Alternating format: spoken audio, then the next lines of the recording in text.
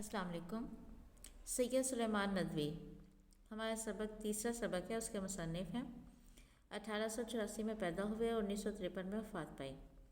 سید سلیمان ندوی ضلع پٹنہ انڈیا کے گاؤں ریسنا میں پیدا ہوئے۔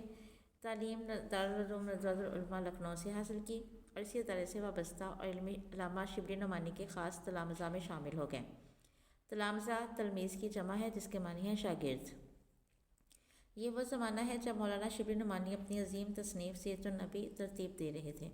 وہ 2 جلدیں ہی ترتیب دے پائے تھے کہ ان کا ناگہانی انتقال ہو گیا۔ ناگہانی یعنی اچانک انتقال ہو گیا۔ تو یہ فریضہ سید سلیمان ندوی نے اپنے ذمہ لے لیا اور باقی ماندہ 4 جلدوں کی بطریق احسن تکمیل کی۔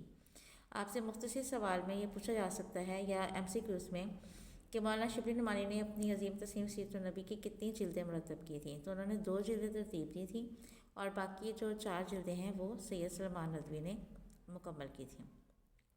آپ سے یہ بھی پوچھا جا سکتا ہے کہ مولانا شبلی نعمانی کی کتاب سیرت النبی کی کل کتنی جلدیں ہیں؟ تو آپ بتائیں گے کہ کل 6 جلدیں ہیں۔ 2 جلدیں شبلی نعمانی نے ترتیب دیں اور 4 جلدیں سید سلیمان ندوی نے۔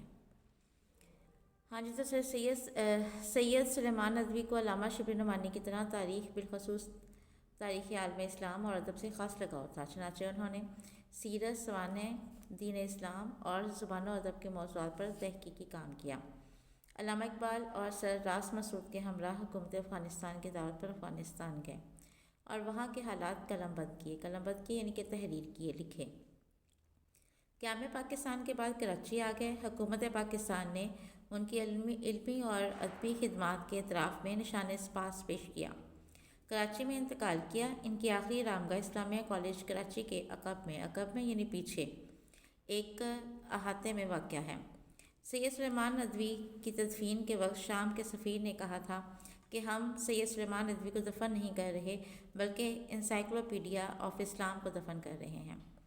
سید سلیمان ندوی کی تصانیف میں خطبات مدراس، عرب و ہند کے تعلقات، عربوں کی جہاز رانی، سیرت عائشہ رضی اللہ عنہا، حیات شبلی، نقوش سلیمانی اور رحمت عالم شامل ہیں۔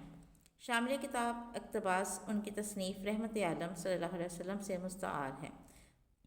مستعار ہے یعنی کہ ان سے لیا گیا ہے، جس میں نبی کریم صلی اللہ علیہ وسلم کے اسوہ حسنہ پر روشنی ڈالی گئی ہے۔ اللہ حافظ۔